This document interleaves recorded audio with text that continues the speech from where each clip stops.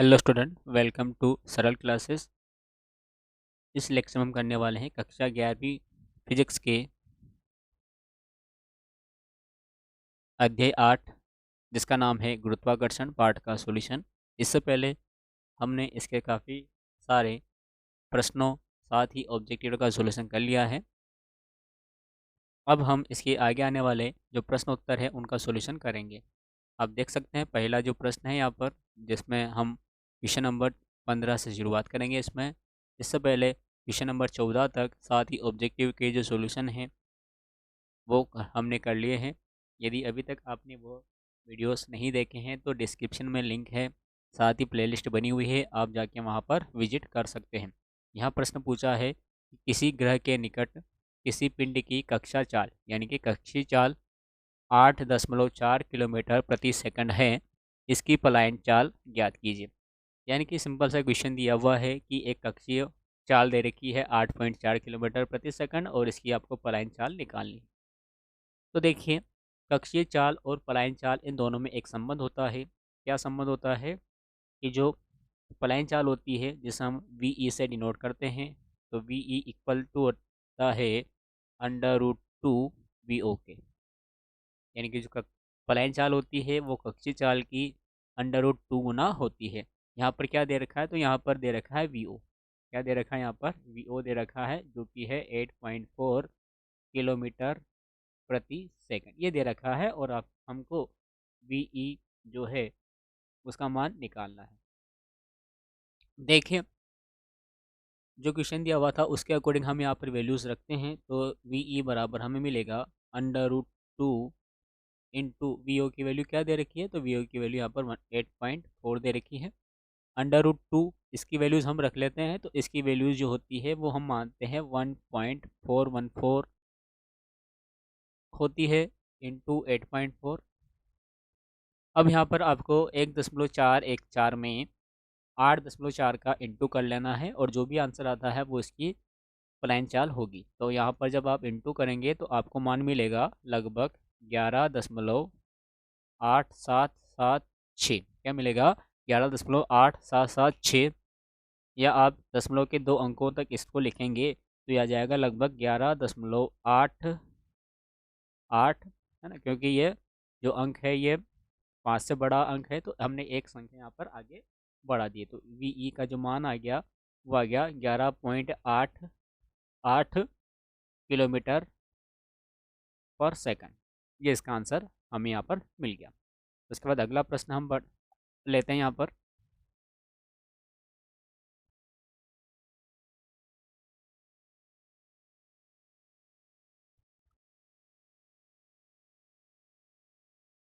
देख सकते हैं क्वेश्चन नंबर 16 यहाँ पर है कि किसी ग्रह अथवा उपग्रह पर वायुमंडल होने के लिए क्या परिस्थिति आवश्यक है। तो देखिए, परिस्थिति क्या होना चाहिए कि जो भी ग्रह होगा, जो भी क्या होगा, ग्रह होगा, उस ग्रह पर जो भी गैसें होती, गैसें मिलकर ही वायुमंडल का निर्माण करती है, जिसमें सभी प्रकार की गैसें आ जाती हैं, वायु आ जाती है।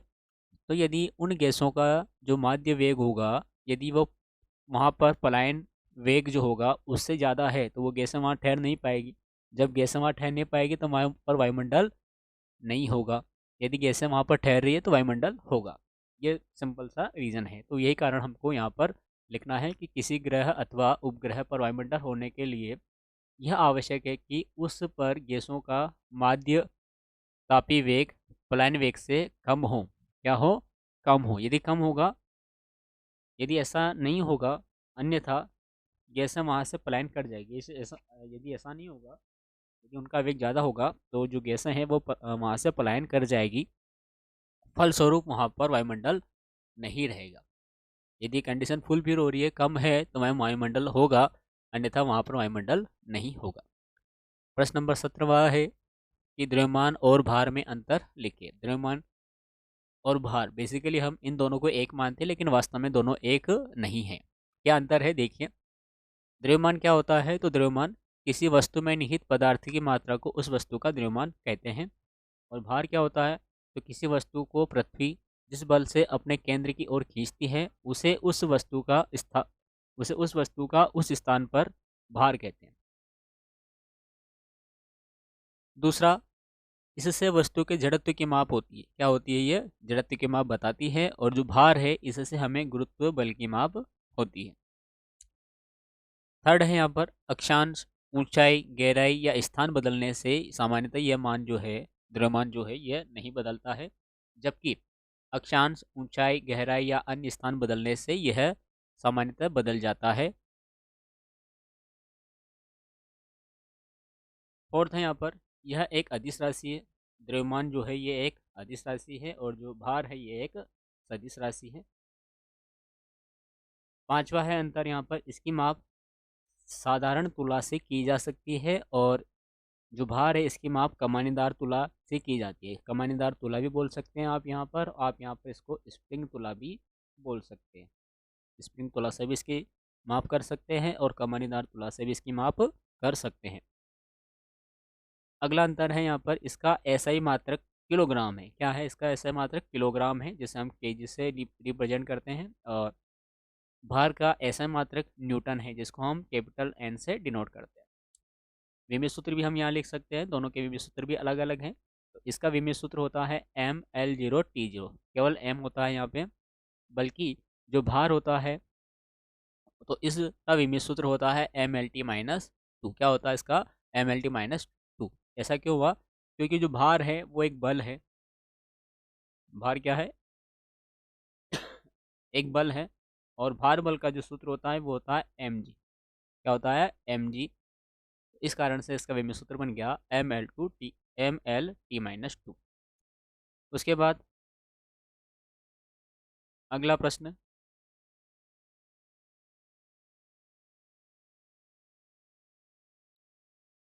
18वें नंबर का, जड़त्वीय द्रव्यमान और गुरुत्वीय द्रव्यमान में अंतर समझाना है। तो यहाँ पर हमने इन दोनों की डेफिनेशन भी लिखी है ताकि आपको ध्यान रहे कि जड़त्वीय द्रव्यमान क्या होता है और गुरुत्वीय द्रव्यमान क्या होता है। और फिर हमने इन दोनों में अंतर आपको यहाँ पर बताया है। जड़त्वीय द्रव्यमान, तो यदि जड़त्व के आधार पर परिभाषित द्रव्यमान को जड़त्वीय द्रव्यमान कहते हैं। यदि हम जड़त्व के आधार पर किसी वस्तु का द्रव्यमान निकालते हैं तो उसे जड़त्व या जड़त्वीय द्रव्यमान कहते हैं। और यदि हम गुरुत्व के आधार पर किसी वस्तु का द्रव्यमान निकालते हैं तो उसे गुरुत्वीय द्रव्यमान कहते हैं। यानी कि गुरुत्व के आधार पर परिभाषित द्रव्यमान को गुरुत्वीय द्रव्यमान कहते हैं। अंतर लिखना है दोनों में। पहला अंतर यहाँ पर है, किसी पिंड पर आरोपित बल और उसमें उत्पन्न त्वरण, जो पिंड पर बल आरोपित हुआ है वो और उसमें जो त्वरण उत्पन्न हुआ है वो, उसके अनुपात को उस पिंड के पदार्थ का जड़त्वीय द्रव्यमान कहते हैं। और ये क्या है? तो किसी स्थान पर किसी पिंड के भार, क्या है ये? भार और उसके गुरुत्वीय त्वरण के अनुपात को उस पिंड का गुरुत्वीय द्रव्यमान कहते हैं। जड़त्वीय द्रव्यमान, तो न्यूटन के द्वितीय नियम से इसकी माप करते हैं। और गुरुत्वीय द्रव्यमान, तो न्यूटन के गुरुत्वाकर्षण नियम से इसकी माप की जाती है। जड़त्वीय द्रव्यमान की माप की जाती है न्यूटन के द्वितीय नियम से और गुरुत्वीय द्रव्यमान की माप की जाती है न्यूटन के गुरुत्वाकर्षण के नियम से। अगला प्रश्न,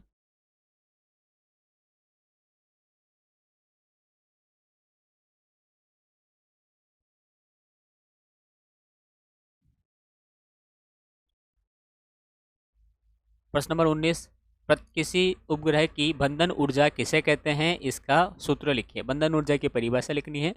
तो इस प्रकार से इसकी परिभाषा है कि पृथ्वी के परितः परिक्रमा कर रहे किसी उपग्रह को अपनी कक्षा छोड़कर अनंत से पलायन करने के लिए आवश्यक न्यूनतम ऊर्जा को उसकी बंधन ऊर्जा कहते हैं। यदि कोई उपग्रह किसी ग्रह की परिक्रमा कर रहा है तो उसे अपनी कक्षा को छोड़कर अनंत से पलायन करने के लिए जितनी भी न्यूनतम ऊर्जा की आवश्यकता होती है उस न्यूनतम ऊर्जा को हम बोलते हैं बंधन ऊर्जा। और बंधन ऊर्जा का जो फॉर्मूला है या सूत्र है वो होता है Gmm/2r। क्या होता है? Gmm/2r इसका फॉर्मूला होता है। फिर 20वें नंबर का प्रश्न है यहाँ पर, गुरुत्वाकर्षण का सार्वत्रिक नियम लिखिए। ये जो नियम था ये न्यूटन ने दिया था और इस न्यूटन का जो नियम है गुरुत्वाकर्षण का सार्वत्रिक नियम, इसको आपको यहाँ पर लिखना है। इस नियम के अनुसार इस विश्व में प्रत्येक पिंड दूसरे पिंड को एक बल से आकर्षित करता है। ये बात यहाँ पे बताई है कि एक पिंड दूसरे पिंड को आकर्षित करता है। अब इसका मान कितना होता है ये बताया है न्यूटन ने। और यह आकर्षण बल उनके द्रव्यमानों के गुणनफल के अनुक्रमानुपाती होता है और उनके बीच की दूरी के वर्ग के व्युत्क्रमानुपाती होता है। यह न्यूटन का सार्वत्रिक गुरुत्वाकर्षण का नियम है।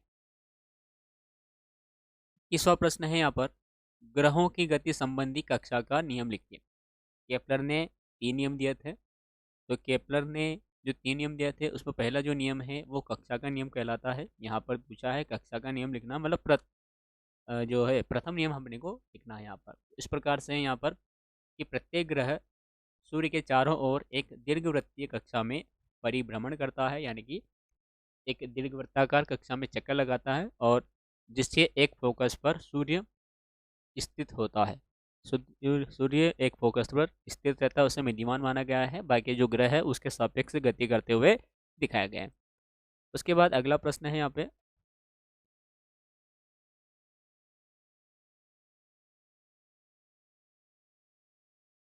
बाईसवें नंबर का, कि ग्रहों की गति संबंधी आवर्तकाल का नियम लिखे। काय का नियम लिखना है? आवर्तकाल का नियम लिखना है। अब जो केपलर का तीसरा नियम है उसे आवर्तकाल का नियम बोला जाता है। उसके अनुसार होता है कि सूर्य के चारों ओर किसी ग्रह के परिभ्रमण काल का वर्ग, यानी कि परिक्रमण काल का वर्ग सूर्य से उस ग्रह की औसत दूरी के घन के अनुक्रमानुपाती होता है। ये कथन इसने दिया था। इसके अनुसार यदि हम इसको सांकेतिक रूप में लिखें तो हम लिख सकते हैं यहाँ पर t² proportional to r⁻³ r³ एक क्यूब भी लिख सकते हैं, जहाँ पर ये ग्रह की दूरी हो जाएगी और ये t जो है उस ग्रह का परिक्रमण काल या परिभ्रमण काल हो जाएगा। फिर अगला प्रश्न यहाँ पर है,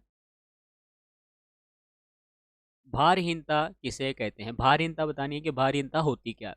तो किसी वस्तु का भार अन्य वस्तु द्वारा उस पर लगाए गए प्रतिक्रिया बल के कारण होता है। यदि किसी विशेष स्थिति या विशेष परिस्थिति में प्रतिक्रिया बल का मान 0 हो जाए तो व्यक्ति को अपना भार 0 प्रतीत होगा और यही भारहीनता की स्थिति कहलाती है। तो क्या कहलाती है? यही भारहीनता की स्थिति कहलाती है। अगला प्रश्न है यहाँ पे, प्रश्न नंबर 24, गुरुत्वीय विभव किसे कहते हैं?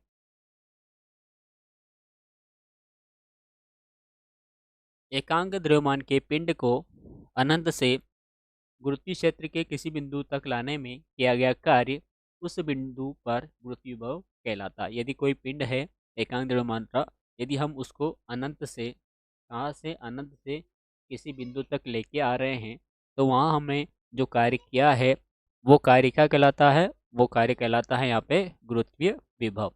उसके बाद अगला प्रश्न यहाँ पर है, 25वें नंबर का क्वेश्चन यहाँ पर है। यहाँ पे पूछा है कि मान लीजिए एक ऐसा ग्रह है जो सूर्य के परितः पृथ्वी की तुलना में 2 गुनी चाल से गति करता है। चाल कितनी है उसकी? चाल उसकी 2 गुनी है, 2 गुनी चाल से वो गति करता है। तब पृथ्वी की कक्षा की तुलना में इसका आमाप क्या होगा? इसका मान अपने को यहाँ पर बताना है। तो देखिए, हम आमाप बताने के लिए सिंपल सा जो केपलर का नियम है करती है उसका यूज़ यहाँ पर कर लेते हैं। हमें पता है केपलर के तृतीय नियम से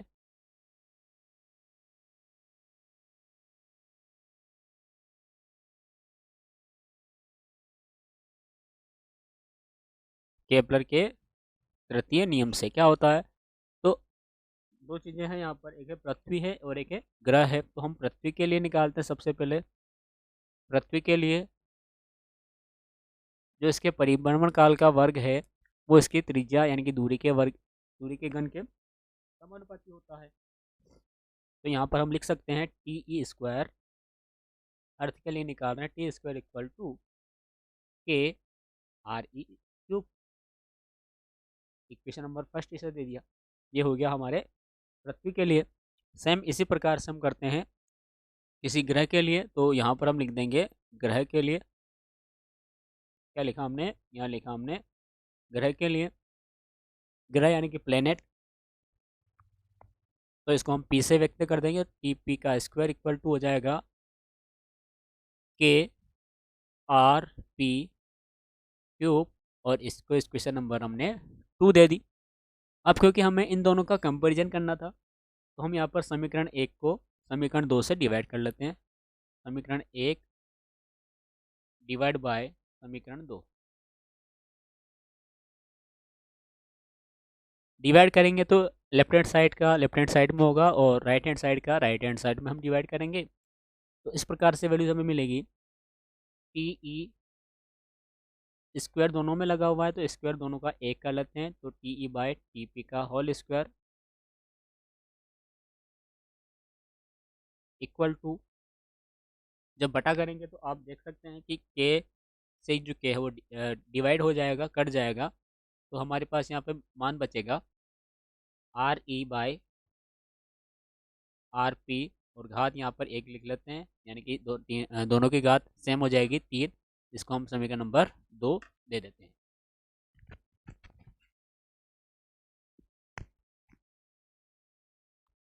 इसको हमने समीकरण नंबर 3 यहाँ पे दे दिया। अब हमें इन दोनों की तुलना करनी थी, तो तुलना करने के लिए हम पृथ्वी के जो मान है वो मान लेते हैं कि हमने माना है, क्या माना कि जो पृथ्वी का परिक्रमण काल है यानी कि टी ई है वो 1 वर्ष है। ठीक वैसे ही जो इसकी दूरी है आर ई वो हम 1 मान लेते हैं। अब यहाँ पे क्या बोला है पृथ्वी की तुलना में इसका जो चाल है वो 2 गुनी है। जब चाल 2 गुनी है तो इसे एक चक्कर लगाने में पृथ्वी की तुलना में कम समय लगेगा, यानी कि चाल दुगनी है तो समय आधा ही लगेगा। तो हम लिख सकते हैं यहाँ पर कि चूंकि चूंकि क्या है, टीपी बराबर 1/2 वर्ष हो जाएगा, यानी कि आधा ही वर्ष इसको एक पूरी परिक्रमा करने में लगेगा। तो ये जो वैल्यूज़ है इस वैल्यू को हम समीकरण नंबर 2 में इसमें 3 में लिखते हैं। तो हमें मिलेगा, देखिए टी ई की वैल्यू क्या है 1 है, तो 1 बाय टी पी की वैल्यू क्या है, तो टी पी की वैल्यू 1/2 है। इन दोनों का होल स्क्वायर है बराबर आर ई की वैल्यू क्या है, तो आर ई की वैल्यू हमने 1 मानी है। आर पी की वैल्यू, उस प्लेनेट की वैल्यू तो हमें निकालनी थी, तो इसका क्यूब कर देते हैं। आप देखिए जब बटे में बटाए तो ये संख्या ऊपर आ जाएगी, तो यहाँ पर ये 2 का स्क्वायर हो जाएगा और यहाँ पर ये हो जाएगा 1/r की घात 3। क्रॉस मल्टीप्लिकेशन यहाँ से करते हैं इसका वर्ग करने के बाद, तो यहाँ पर जब हम इसका वर्ग करेंगे तो हमें मिलेगा 4 और ये मिलेगा 1/r/3।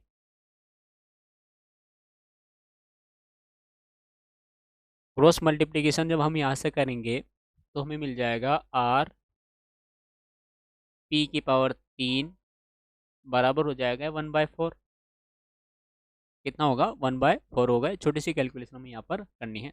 जब हम इसका क्यूब हटाएंगे तो यहाँ पर इसका क्यूब रूट चढ़ जाएगा, यानी कि आर पी इक्वल आ जाएगा 1/4 की पावर 1/3। इसकी पावर कितनी हो जाएगी 1/3 इसकी पावर हो जाएगी, और 1/3 जो इसकी पावर होगी तो हम यहाँ पर इसको लिख सकते हैं आर पी इक्वल टू 1/4 की पावर 1/3।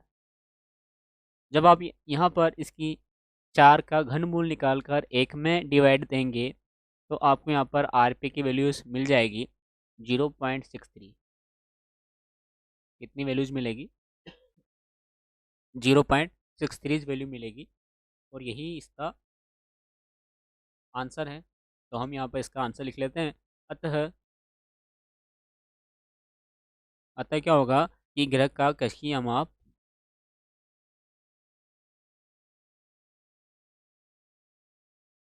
ग्रह का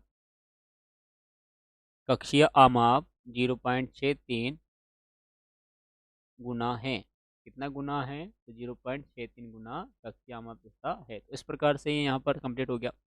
उसके बाद अगला प्रश्न हम देखते हैं। 26वां प्रश्न यहाँ पर है कि कृत्रिम उपग्रह में भारहीनता होती है। चंद्रमा भी एक पृथ्वी का उपग्रह है, लेकिन चंद्रमा पर भारहीनता महसूस नहीं होती। इसका कारण क्या है? तो इसका कारण सिंपल सा है कि चंद्रमा पृथ्वी का प्राकृतिक उपग्रह है। पृथ्वी के सापेक्ष उस स्थान पर प्रत्येक वस्तु भारहीनता की स्थिति में होती है, किंतु चंद्रमा का द्रव्यमान अधिक होने के कारण उसका स्वयं का गुरुत्व बल होता है। अतः वह अपने तल पर स्थित प्रत्येक वस्तु पर आकर्षण बल लगाती है। जब आकर्षण बल लगाती है तो उसके कारण चंद्रमा पर कोई भी वस्तु भारहीनता की स्थिति में नहीं होती है। जबकि अब यहाँ पर क्या हो गया कि चंद्रमा का खुद का कुछ गुरुत्व बल है, जिसके कारण हमें वहाँ पर भार महसूस होता है। जबकि जबकि चंद्र जबकि कृत्रिम उपग्रह का स्वयं का कोई गुरुत्वीय बल नहीं होता है, जिसके कारण कृत्रिम उपग्रह में भारहीनता दिखाई देती है। फिर 27वां प्रश्न यहाँ पर है कि पृथ्वी पर विषुवत रेखा से ध्रुव की ओर जाने पर गुरुत्वीय त्वरण के मान में किस प्रकार से परिवर्तन होता है?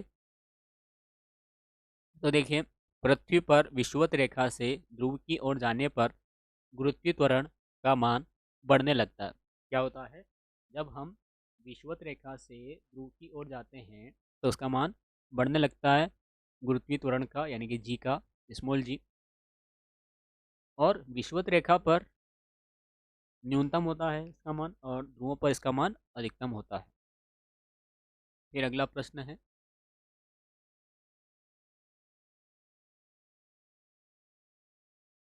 अगला प्रश्न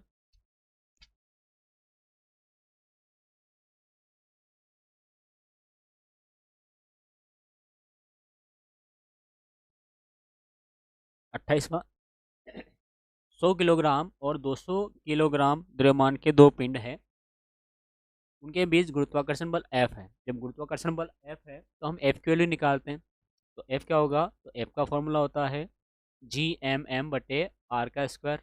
M1 यहाँ पर 100 किलोग्राम है, M2 यहाँ पर 200 है, तो ये हो जाएगा G इंटू 100 इंटू 200 बटे R स्क्वायर। इसको हमने समीकरण नंबर 1 दे देंगे।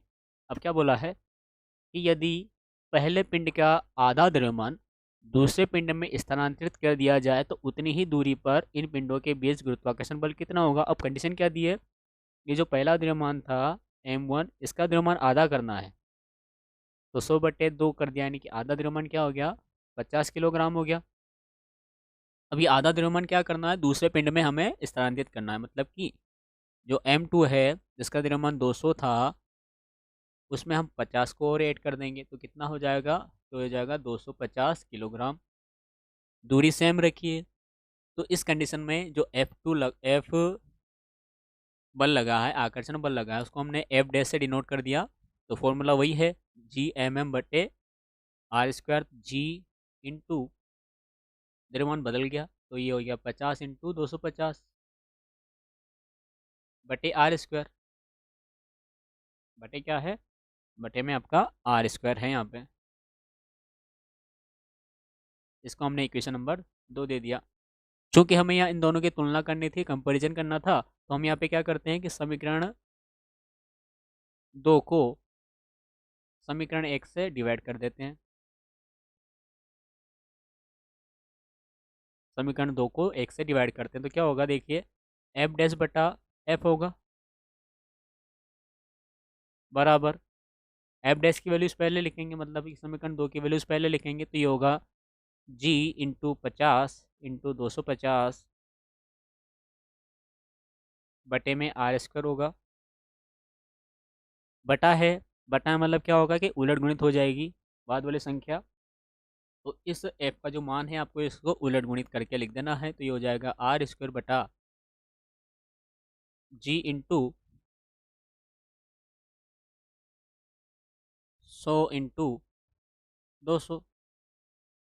अब इसको यदि हम कैलकुलेट कर लें तो बाद में जो स्थिति बनी है बल्कि वो हमें मिल जाएगी। आप देख सकते हैं इस जैसे ये जी कट जाएगा, इस आर स्क्वायर से या आर स्क्वायर कट जाएगा, तो और संख्या बची है, संख्या हम लिख लेते हैं और संख्याओं का हम कैलकुलेशन कर लेते हैं।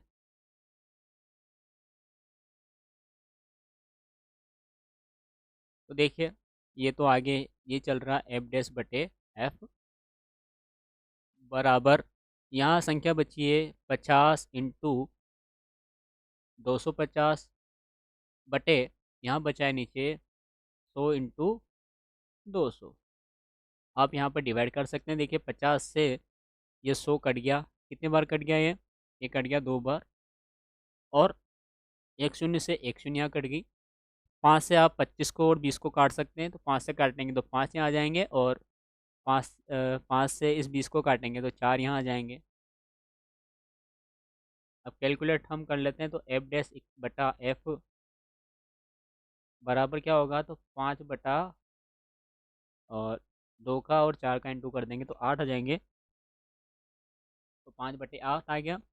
तो एफ डैश की वैल्यू निकालनी थी, तो एफ डैश की वैल्यू क्या आ गई, तो आ गई 5 बटे 8 एफ, यानी कि बाद में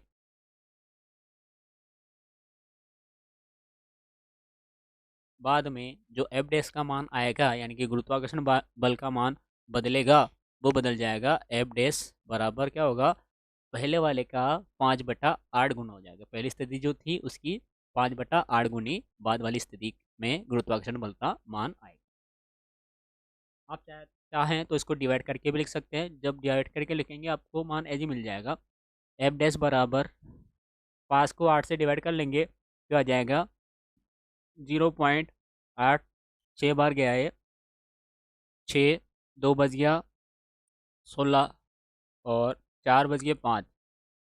तो बाद में ये मान आ जाएगा, इसका कितना आएगा, F dash equal to 0.625 F. प्रारंभ की तुलना में इतना जो गुरुत्वाकर्षण बल है वो ज़्यादा यहाँ पर लगा है। इस प्रकार से हमने यहाँ तक जो क्वेश्चन थे उनका सॉल्यूशन कर लिया है। वीडियोस काफ़ी लंबे हो जाते हैं समझाते समझाते हैं, तो इस वजह से यहाँ तक ही हम रखते हैं। बाकी आगे के जो क्वेश्चन हैं आपको नेक्स्ट पार्ट में मिल जाएंगे।